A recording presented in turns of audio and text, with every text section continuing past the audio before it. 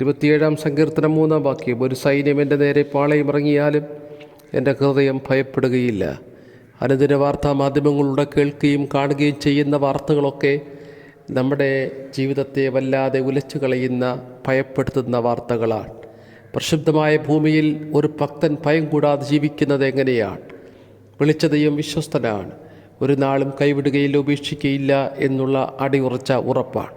വിശ്വസിക്കുക മാത്രം ചെയ്യുക, ഭയപ്പെടേണ്ട എന്ന് പറഞ്ഞ കർത്താവിൻ്റെ വാക്കുകൾ ഒരു ദൈവപൈതലിനെ അനുദിനം മുൻപോട്ട് നയിക്കുന്നതാണ്.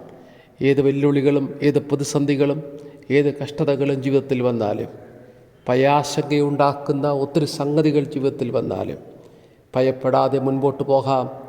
ദൈവം നമ്മെ ഈ ഭൂമിയിൽ സുരക്ഷിതമാക്കി നിർത്തട്ടെ.